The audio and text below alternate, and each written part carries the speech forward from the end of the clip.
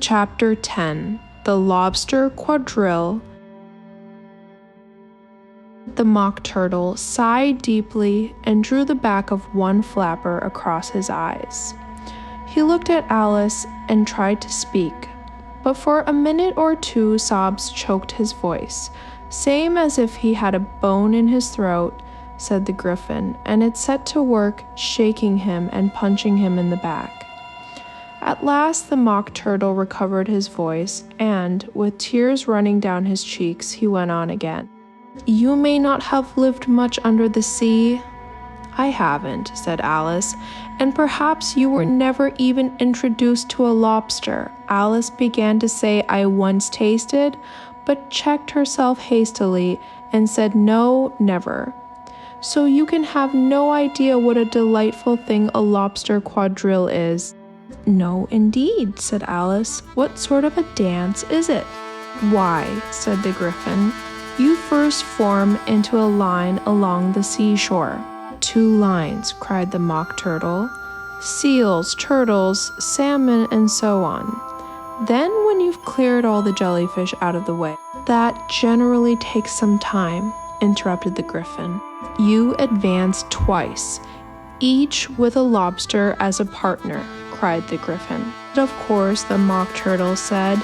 "Advance twice, set to partners, change lobsters, and retire in same order," continued the Gryphon. "Then, the Mock Turtle went on.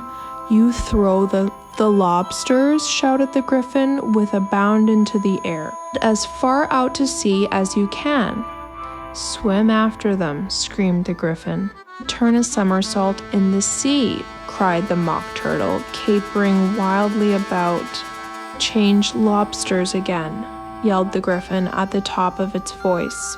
"Back to land again. And that's all the first figure," said the Mock Turtle, suddenly dropping his voice, and the two creatures who had been jumping about like mad things all this time sat down again very sadly and quietly and looked at Alice. "It must be a very pretty dance," said Alice timidly. "Would you like to see a little of it?" said the Mock Turtle. "Very much indeed," said Alice.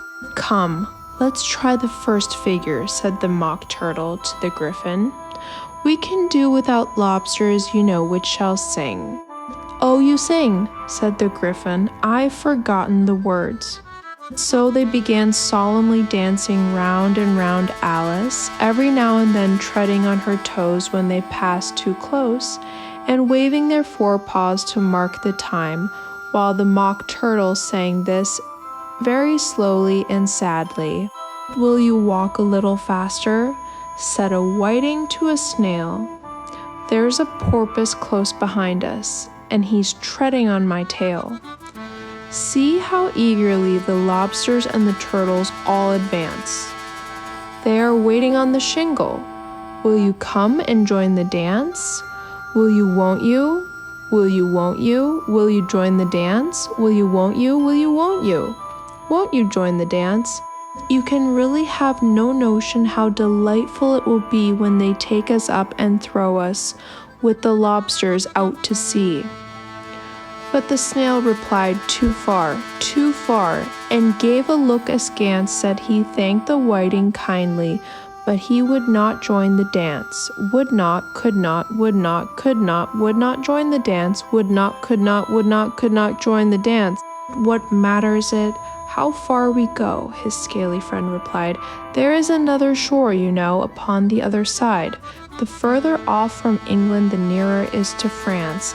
Then turn not pale, beloved snail, but come and join the dance. Will you, won't you? Will you, won't you?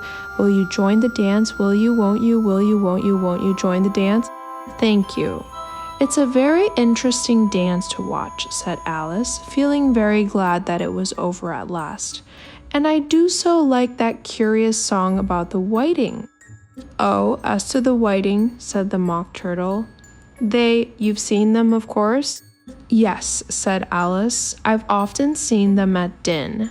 She checked herself hastily. "I don't know where Din may be," said the Mock Turtle. "But if you've seen them so often, of course you know what they're like." "I believe so," Alice replied thoughtfully. They have their tails in their mouths, and they're all over crumbs. You're wrong about the crumbs, said the Mock Turtle. Crumbs would all wash off in the sea, but they have their tails in their mouths. And the reason is, here. The Mock Turtle yawned and shut his eyes. Tell her about the reason and all that, he said to the Gryphon. The reason is, said the Gryphon, that they would go with the lobsters to the dance, so they got thrown out to sea, so they had to fall a long way, so they got their tails fast in their mouths, so they couldn't get them out again. That's all. Thank you, said Alice.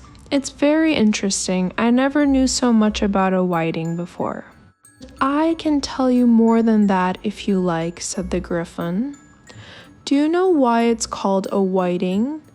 I never thought about it, said Alice. Why does the boots and shoes? The Gryphon replied very solemnly. Alice was thoroughly puzzled. Does the boots and shoes? She repeated in a wondering tone. Why, what are your shoes done with? Said the Gryphon. I mean, what makes them so shiny? Alice looked down at them and considered a little before she gave her answer. They're done with blacking, I believe. Boots and shoes under the sea. The Gryphon went on in a deep voice. Are done with a whiting, now you know. And what are they made of? Alice asked in a tone of great curiosity. Soles and eels, of course, the Gryphon replied rather impatiently. Any shrimp could have told you that. If I'd been the whiting, said Alice, whose thoughts were still running on the song, I'd have said to the porpoise, keep back, please. We don't want you with us. They were obliged to have him with them. The Mock Turtle said, no wise fish would go anywhere without a porpoise. Wouldn't it really? Said Alice in a tone of great surprise. Of course not, said the Mock Turtle.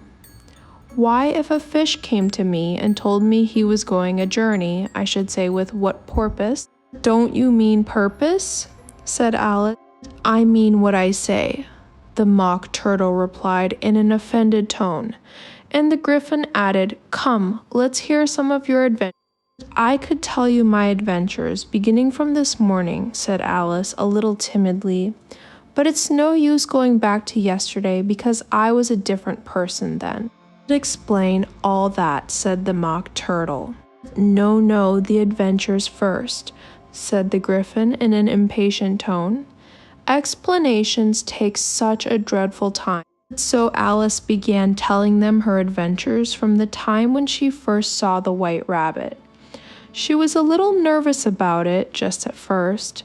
The two creatures got so close to her, one on each side, and opened their eyes and mouths so very wide.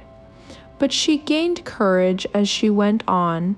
Her listeners were perfectly quiet till she got to the part about her repeating, "You are old, Father William," to the caterpillar, and the words all coming different, and then the Mock Turtle drew a long breath and said, "That's very curious." "It's all about as curious as it can be," said the Gryphon. It all came different. The Mock Turtle repeated thoughtfully, "I should like to hear her try and repeat something now. Tell her to begin." He looked at the Gryphon as if he thought it had some kind of authority over Alice. "Stand up and repeat, 'tis the voice of the sluggard," said the Gryphon.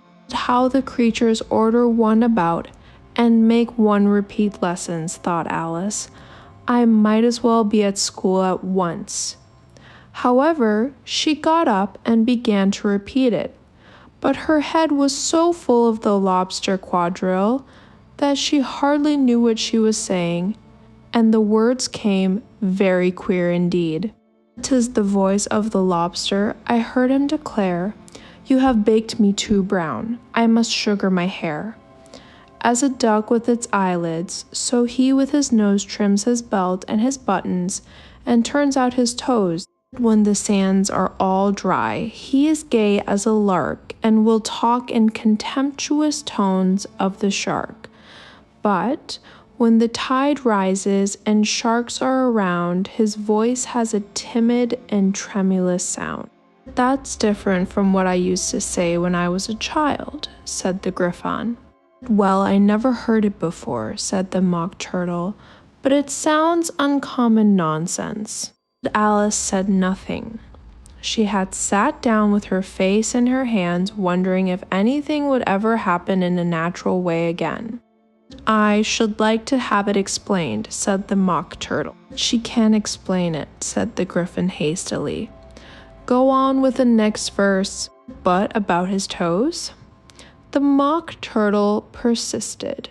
How could he turn them out with his nose, you know? It's the first position in dancing, Alice said, but was dreadfully puzzled by the whole thing and longed to change the subject. Go on with the next verse, the Gryphon repeated impatiently. It begins, I passed by his garden.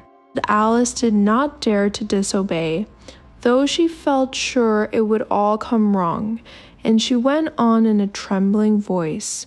I passed by his garden and marked with one eye how the owl and the panther were sharing a pie. The panther took pie crust and gravy and meat, while the owl had the dish as its share of the treat.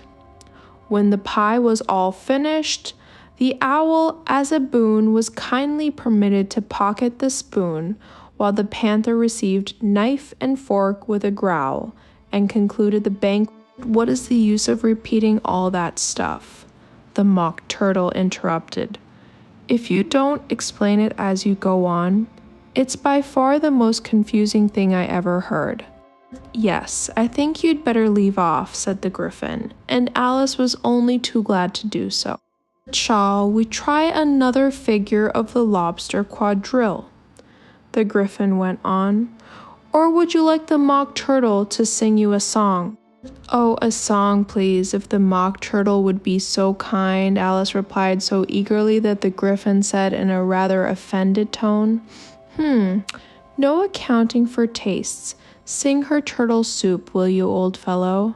The Mock Turtle sighed deeply and began in a voice sometimes choked with sobs to sing this. Beautiful soup, so rich and green, waiting in a hot tureen, who for such dainties would not stoop?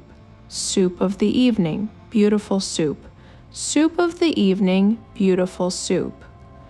Bo ootiful soup, oop, bo ootiful soup, oop, so oop of the evening, beautiful, beautiful soup, beautiful soup. Who cares for fish, game, or any other dish? Who would not give all else for 2 pennyworth only of beautiful soup? Pennyworth only of beautiful soup. Bo ootiful soup, oop, bo ootiful soup, oop, so oop of the evening, beautiful, beautiful soup.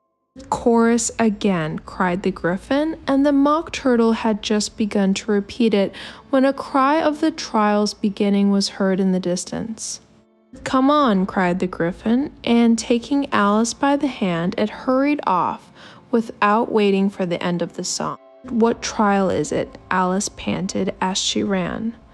But the Gryphon only answered, Come on, and ran the faster, while more and more faintly came, carried on the breeze that followed them, the melancholy words, Soup of the evening, beautiful, beautiful soup.